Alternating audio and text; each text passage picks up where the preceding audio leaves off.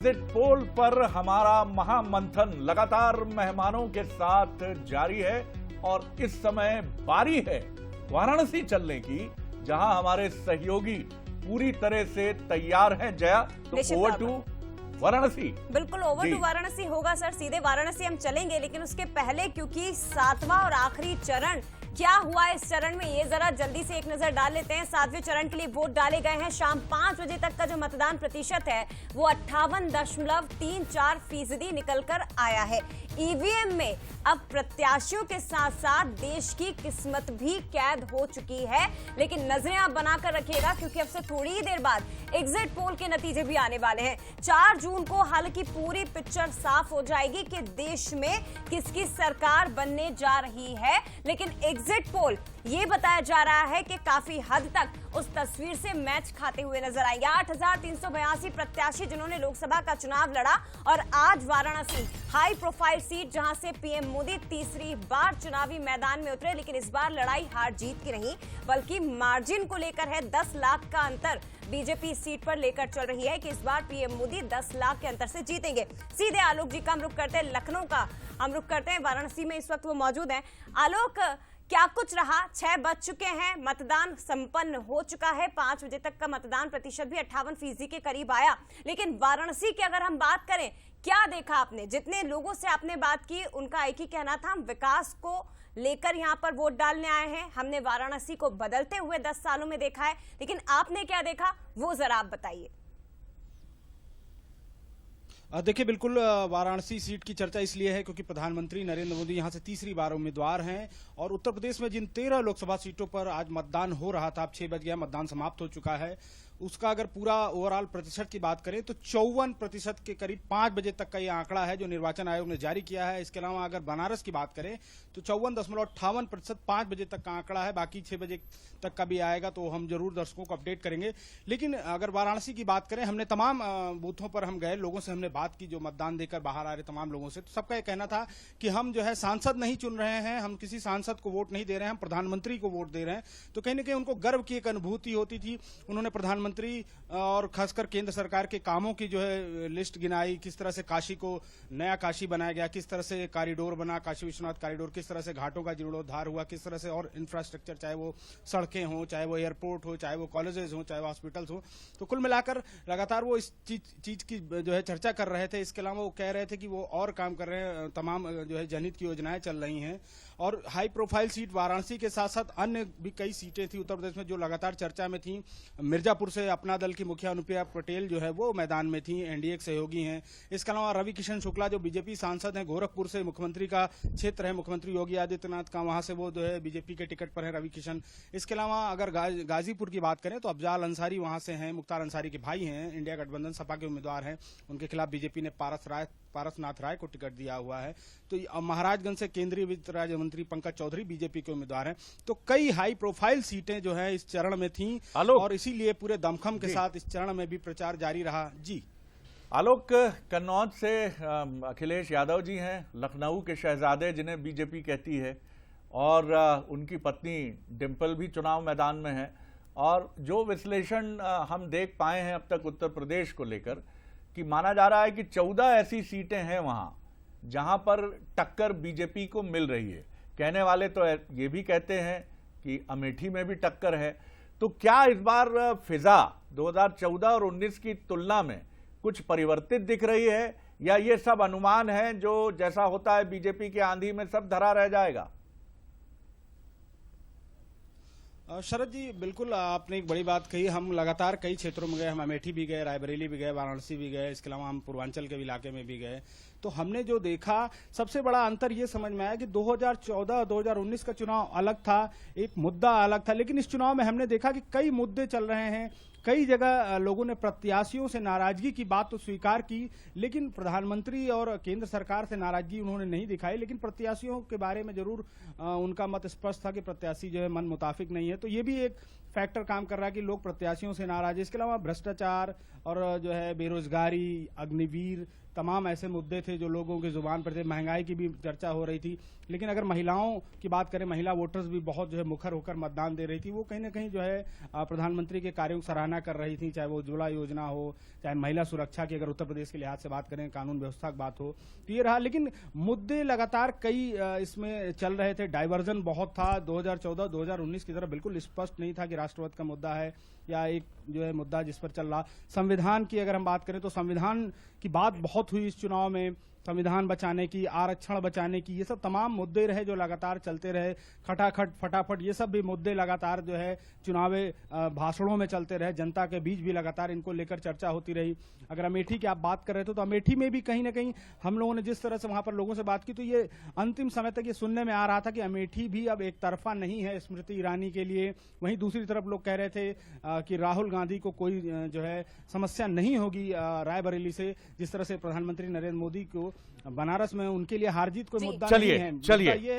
चलिए आप अपडेट देते रहिएगा। आलोक, आपने खूब पसीना बहाया है और क्या कहते हैं भोजपुरी में जरा बोल के बता दीजिए ना, का रहुआ का बानी, नतीजे किस तरफ जाएंगे? थोड़ा आप तो बोल लेते हैं भोजपुरी, थोड़ा बोल के बताइए ना।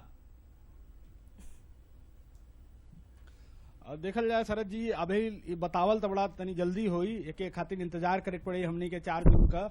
लेकिन एक चीज तय बा कि प्रधानमंत्री यानी नरेंद्र मोदी जी का जो चेहरा बा वो बहुत बड़ा खेल का सकेला। विधानसभा चुनाव में भी हमन का देखले नहीं उत्तर प्रदेश में कि ऐसा चर्चा लगत रहे और कहीं ना कहीं ये बड़े लेवल पर ये चर्चा चलत रहे कि समाजवादी पार्टी की सरकार बनत है, लेकिन खेल बिल्कुल पलट गए रहे। वाह वाह वाह, का बात बा लोग। ऐसा जैसन हम सुनत है कि भोजपुरी में कमेंट्री सुनत है कि का साठ मारे हैं, ये तो छक्का होइल बा। वाह वाह वाह, बहुत धन्यवाद। जुड़िएगा आगे हमारे, और इस वक्त एक बड़ी खबर जया के साथ। जया, बिल्कुल, और बात करते हैं मध्य प्रदेश की। यहाँ पूर्व सीएम शिवराज सिंह चौहान ने दरअसल एक बड़ा बयान दिया। कांग्रेस अध्यक्ष मल्लिकार्जुन खड़गे ने जो बयान दिया उसी पर ये रिएक्शन आया है, प्रतिक्रिया आई है। 2-3 दिन का और इंतजार करें, सब दिखाई देगा। मल्लिकार्जुन खड़गे ख्याल कर रहे हैं, ख्याल अच्छा है। दरअसल अभी कुछ देर पहले ही राष्ट्रीय अध्यक्ष कांग्रेस के जिन्होंने कहा कि 295 प्लस सीटें हम जीत रहे हैं, उसी पर जवाब मध्य प्रदेश के पूर्व मुख्यमंत्री शिवराज सिंह चौहान की ओर से आया और कहा कि 370 से ज्यादा सीटें जीतकर बीजेपी सरकार बना रही है और मध्य प्रदेश में तो हम 29 की 29 सीटें जीतेंगे। बिल्कुल, ये काफी महत्वपूर्ण बात है। तो अब दावे प्रति दावे शुरू हो गए हैं और जो एक फॉर्मल प्रोसेस है कि राष्ट्रपति की तरफ से नई सरकार आने के पहले जो पुरानी सरकार को दिया जाता है डिनर, और वो भी दिया जाएगा। लेकिन पहले शिवराज जी को सुनिए, उन्होंने क्या कहा है। अब उनको 2-3 दिन क्या लेने दो ना, इसके बाद क्या कहेंगे मैं बता देता हूं। ईवीएम में गड़बड़ हो गई, भारतीय जनता पार्टी एनडीए मिला के 400 पार और अकेले बीजेपी 370। अब उनको तो दिल बहलाने दें। दिल के बहलाने को खड़गे जी ख्याल अच्छा है। बिल्कुल, तो ये बड़ी इंपॉर्टेंट बात है कि दिल बहलाने के लिए गालिब ख्याल अच्छा है। और शेर व शायरी भी सुनने को मिली। राजगढ़ में अमित शाह जी, बीजेपी के सीनियर लीडर, चाणक्य, केंद्रीय गृह मंत्री कह गए थे कि आशिक का जनाजा है, जरा धूम से निकले। बहरहाल जो मेहमान हमारे साथ हैं, जया इंट्रोड्यूस करिए पैनल जो हमारे साथ है। बिल्कुल, और हमारे साथ अब नए मेहमान जुड़ गए हैं, राजनीतिक मेहमान भी इसमें शामिल है। जल्दी से उनका आपसे परिचय करवा देते हैं। पंकज चतुर्वेदी जी, बीजेपी प्रवक्ता, इस वक्त स्टूडियो में हमारे साथ मौजूद हैं। जी, जेपी पाराशर जी, सीनियर जर्नलिस्ट के तौर पर इस वक्त हमारे साथ स्टूडियो में मौजूद है। और छत्तीसगढ़ भी आपको लेकर चलते हैं। यहाँ से धनंजय ठाकुर जी कांग्रेस से हमारे साथ जुड़ चुके हैं। श्रीचंद सुंदरानी जी बीजेपी से हमारे साथ जुड़े हैं। और अनिल दुबे जी, वरिष्ठ पत्रकार हमारे साथ इस वक्त जुड़े हुए हैं, जिनसे हम छत्तीसगढ़ को समझने का प्रयास करेंगे। और शुरुआत सर सबसे पहले एक्सपर्ट से ही करते हैं। जेपी पाराशर जी, सीनियर जर्नलिस्ट, सर कुछ ही देर का इंतजार और नजरें हमें एग्जिट पोल पर भी बनाए रखनी होंगी, क्योंकि विधानसभा चुनाव में हमने देखा कि एग्जिट पोल कितने सटीक साबित हुए थे। लेकिन जैसा कि पूर्व में शरद जी ने भी कहा कि कई मौकों पर ये गलत भी हुए हैं। लेकिन वर्तमान परिदृश्य को अगर हम देखें, शुरुआत से लेके एंड तक के 7 चरणों के चुनाव और अब आने वाले जो एग्जिट पोल के नतीजे हैं और मतदान प्रतिशत, कितनी भूमिका देख रहे हैं आप? एग्जिट पोल को हम अगर देखें पिछले अभी तक के, तो उसमें एक बात पता लगती है, वो ये कि ये एक साइंटिफिक तरीका तो है ये बात जानने का कि लोग क्या सोच रहे हैं। लेकिन हमेशा सही नहीं निकले हैं। यदि आप 2014 का लोकसभा चुनाव देखें तो 2014 में 336 सीटें एनडीए को मिली थी और यूपीए को 60 सीट्स मिली थी। एकमात्र सर्वे था चाणक्य का जो इसके बिल्कुल करीब था, उसने बिल्कुल सही संख्या तकरीबन बताई थी, उसने 340 और 70 की संख्या बताई थी। 2019 का भी अगर हम एग्जिट पोल देखें तो केवल 2 सर्वे, पहले वाले 2014 के सर्वे में यदि हम चाणक्य को बाहर निकाल दें तो किसी ने भी बीजेपी की 300 सीटें नहीं बताई थी, 289 मैक्सिमम था। दूसरा जो है यदि 2019 का हम सर्वे देखें तो उसमें भी जो 353 और 93 सीट्स मिली एनडीए को और यूपीए को। लेकिन अब अगर देखें तो केवल एक्सिस एक जो टुडे के साथ उन्होंने किया था वो सर्वे इसके करीब था और दूसरा चाणक्य उसके करीब था। तो ये कहना अच्छा 2009 में भी ऐसा हो चुका है, ऐसा नहीं है कि एनडीए के मामले में ही ऐसा हुआ। 2009 में भी जिस मेजॉरिटी के साथ मनमोहन सिंह आए थे वो उस समय भी सारे सर्वे ऑलमोस्ट मतलब 13 जो है वो 2019 में हुए और 2009 में भी सारे सर्वे ये बताने में विफल रहे थे कि मनमोहन सिंह को 262 यूपीए के साथ में मिल रही है। तो मैं जो बताना चाहता हूँ ये कि इसमें ऐसे कई कारण होते हैं एग्जिट पोल में जिनकी वजह से आप सही नतीजों तक नहीं पहुंचते। हमने हाल ही में विधानसभा चुनाव में देखा, छत्तीसगढ़ का जो विधानसभा चुनाव है वो लोगों की पहुंच से बिल्कुल बाहर था। तो जो मार्जिन ऑफ एरर है वो मार्जिन ऑफ एरर 1 से 3% होता है जया। 1 से 3% में मध्य प्रदेश, छत्तीसगढ़ जैसे राज्यों में सरकारें बदल जाती है। मैं 2018 की सरकार बताता हूं, छत्तीसगढ़ में 0.75% के वोट से बीजेपी की बनी थी, केवल 0.75% का अंतर था और इतने में बीजेपी की सरकार वहां बन गई थी। मध्य प्रदेश में भी 3% वोट बहुत ज्यादा होता है। तो मेरा ख्याल है कि जो बाइपोलर पॉलिटिक्स जिन सीटों पर है जहां 1-to-1 कैंडिडेट्स हैं दोनों पार्टी के, वहां पर बिल्कुल वहां पर ये बहुत कम मार्जिन होता है। जयप्रकाश जी, एक और छोटा सा सप्लीमेंट्री मैं जरूर चाहूंगा, उस पर हम आगे अपने पैनल पर भी बात करेंगे कि स्विंग स्टेट कहा जा रहा है। जैसे अमेरिका में कहा जाता है कि 7 ऐसी स्टेट्स हैं, 7 राज्य ऐसे हैं जो आइदर डेमोक्रेट या रिपब्लिक, वो बदलते रहते हैं, उनका किधर जाएगा, इसीलिए उनको स्विंग स्टेट कहा जाता है। भारत में इस चुनाव में कहा जा रहा है, जो विश्लेषक कह रहे हैं कि करीब करीब आधा दर्जन राज्य ऐसे हैं जो स्विंग स्टेट हैं, वो आइदर बीजेपी को इस बार सपोर्ट कर सकते हैं, भले ही पहले बीजेपी के लिए कोई गुंजाइश नहीं हो। आज पश्चिम बंगाल में करीब 40% के आसपास बीजेपी का वोट प्रतिशत है। इस चुनाव में दावा है कि और बढ़ेगा। इसी तरह आप पश्चिम बंगाल की बात करिए, केरल की बात करिए, तमिलनाडु की बात करिए, उत्तर प्रदेश की बात करिए, बिहार की बात करिए, महाराष्ट्र की बात करिए, तो ये वो राज्य हैं जो कहा जा रहा है कि करीब करीब आपको 250 प्लस सीट देते हैं। ये अगर इस बार अपना कुछ चरित्र स्वभाव बदलते हैं तो ये बहुत बड़ा प्रभाव होगा चुनाव पर। जी बिल्कुल, अगर 2019 का भी हम देखें तो 250 सीटें ऐसी थी जिस पर 93% सीटें बीजेपी ने जीती थी और 100 सीट जो है वो यूपीए ने जीती थी। उस लिहाज से भी अगर इस बार का देखें तो हम साउथ में भारतीय जनता पार्टी का वोट परसेंटेज बढ़ते हुए देखते हैं और ईस्ट में भी जो है उड़ीसा और वेस्ट बंगाल में ऐसा जो अभी तक के जो सर्वे हम देखते आए हैं उसमें vote percentage Bharatiya Janata party का बढ़ने की संभावना है। तो मुझे लगता है कि ईस्ट एंड साउथ में ये समीकरण को काफी प्रभावित करेगा निश्चित तौर पर। और यही बड़ा सवाल है कि वोट प्रतिशत बढ़ना क्या सीटों को भी कन्वर्ट करता है। ये भी एक चैलेंज होता है, क्योंकि 2018 के विधानसभा चुनाव में करीब 1.25 लाख वोट भारतीय जनता पार्टी ने ज्यादा लिए थे, लेकिन वो कांग्रेस की तुलना में सीट उसकी कम थी। तो ये भी एक अहम सवाल है कि आपका वोट फिर। हमारे साथ अमित शर्मा जी भी जुड़ गए हैं, कांग्रेस के युवा नेता प्रवक्ता, और अगली बड़ी खबर की तरफ जा रहे हैं हम जया के साथ। बिल्कुल, और अगली बड़ी खबर दिल्ली से है। मोदी कैबिनेट को विदाई डिनर देने वाली हैं राष्ट्रपति। ये महत्वपूर्ण खबर है। 5 जून को केंद्रीय कैबिनेट को विदाई देंगी द्रौपदी मुर्मू। एक दरअसल परंपरा होती है और उसी परंपरा का निर्वहन राष्ट्रपति करने वाली हैं। राष्ट्रपति भवन में रात 8 बजे भोज का आयोजन किया जाएगा। 4 जून को जो लोकसभा चुनाव के नतीजे घोषित होंगे उसमें तस्वीर पूरी तरह से साफ हो जाएगी। 16 जून 2024 को, क्योंकि 17वीं लोकसभा का कार्यकाल पूरा हो रहा है और उससे पहले नई सरकार का गठन हो जाएगा। तो सरकार यानी कि मोदी सरकार को विदाई डिनर देने वाली है, राष्ट्रीय भोज देंगी राष्ट्रपति द्रौपदी मुर्मू और उसके बाद नई सरकार की शुरुआत हो जाएगी। तो ये बहुत महत्वपूर्ण एक परंपरा होती है और उसी परंपरा का निर्वहन राष्ट्रपति करने वाली है।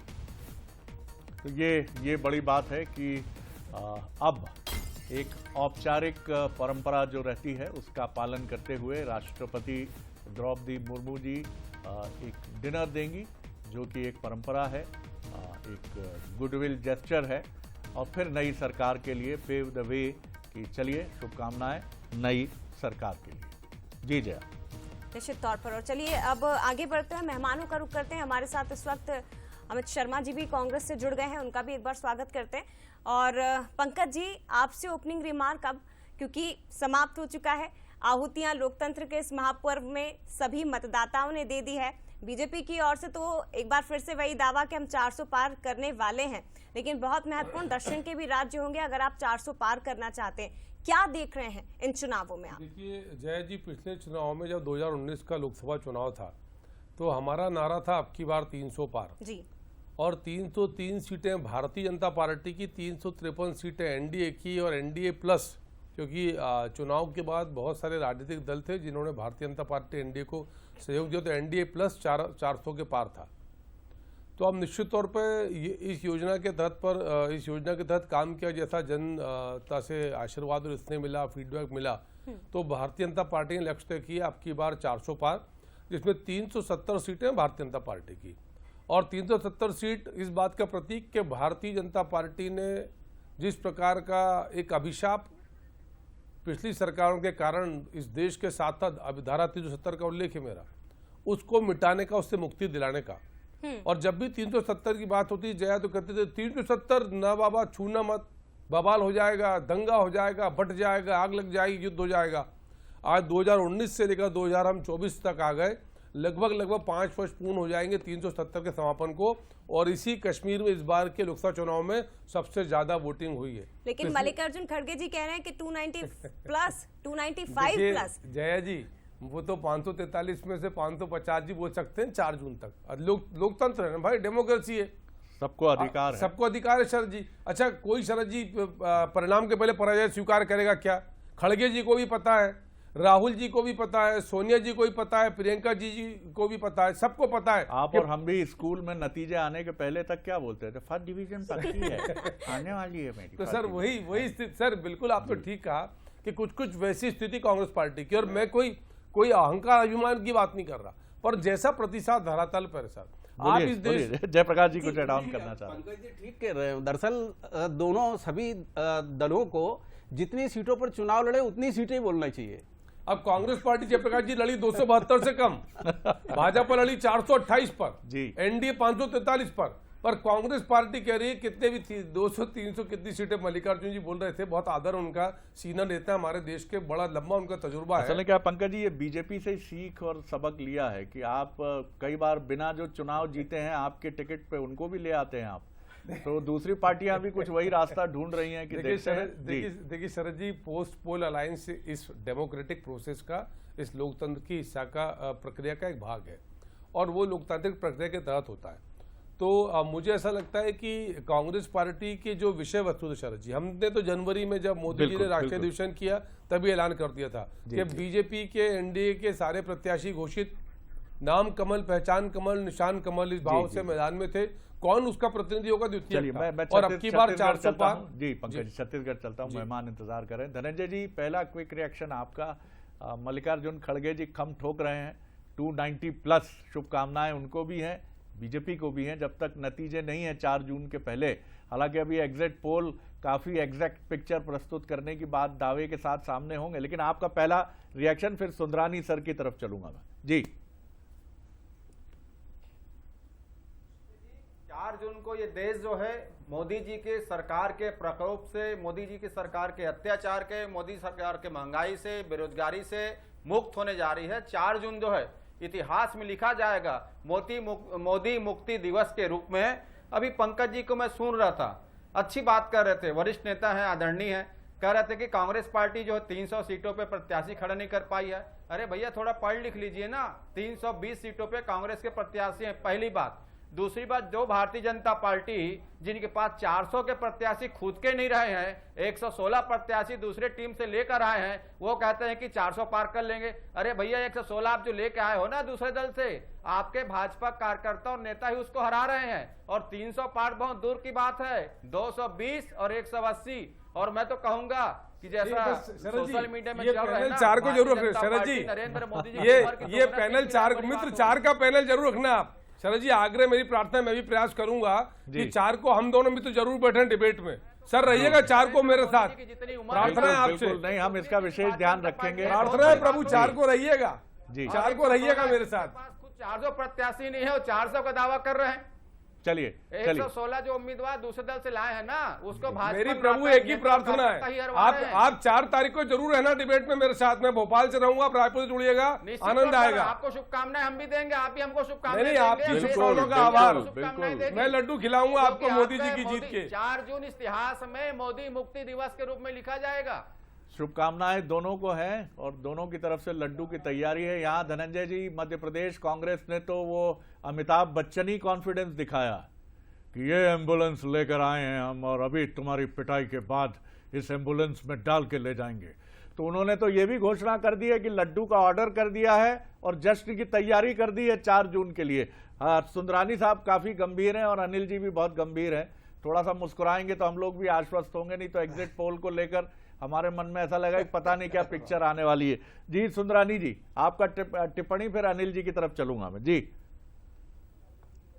देखिए, निश्चित रूप से ये लोकतंत्र का पर्व है और आज आखिरी दौर का चुनाव हुआ, एग्जिट पोल कुछ ही देर में आ जाएंगे।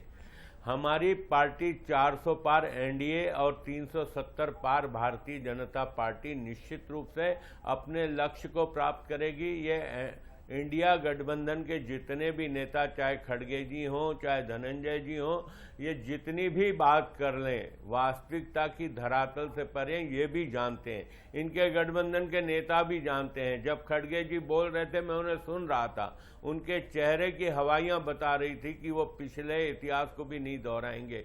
52-53 सीटें पिछली बार जीते थे, वो भी नहीं जीत पाएगी कांग्रेस पार्टी। मान्यता प्राप्त विपक्षी दल कहलाने की स्थिति में कांग्रेस पार्टी लोकसभा में नहीं रहेगी, 40-45 सीटों में सिमट के रह जाएगी। जहां तक पूरे देश की बात है तो मैं फिर से इस बात पे कायम हूं, जो मोदी जी ने दावा किया, आदरणीय अमित शाह जी ने दावा किया है कि एनडीए 400 पार और 370 पार, भारतीय जनता पार्टी निश्चित रूप से इस लक्ष्य को हम प्राप्त करेंगे। जनता हमारे साथ, और छत्तीसगढ़ की 11 की 11 सीटें कुछ ही क्षणों में स्थिति क्लियर हो जाएगी। अभी तो आप देखिएगा, हम छत्तीसगढ़ की 11 की 11 सीटें हम जीतेंगे, दावे के साथ कहते हैं, बड़े मार्जिन के साथ जीतेंगे। चलिए, शुभकामनाएं आपको भी। लेकिन अब चुनाव समाप्त हो गया है तो अपनी प्रिय पार्टी, मित्र पार्टी, स्नेहिल पार्टी कांग्रेस के लिए भी शुभकामनाओं के 2-4 वचन होने ही चाहिए सुंदरानी जी। अब उसको लोकतंत्र में इतना पीछे मत ले जाइए कि कहीं की नहीं रहेगी। अनिल जी की मैं रिएक्शन लूंगा और अमित जी की रिएक्शन लूंगा, लेकिन एक छोटा सा ब्रेक लेना मेरी मजबूरी हो रहा है, तो फिलहाल मैं रुक रहा हूं एक छोटे से ब्रेक के लिए। उसके बाद अनिल जी रायपुर से और भोपाल से अमित जी, इनकी क्विक रिएक्शन हम लेंगे। फिलहाल हम रुक रहे हैं एक छोटे से ब्रेक के लिए।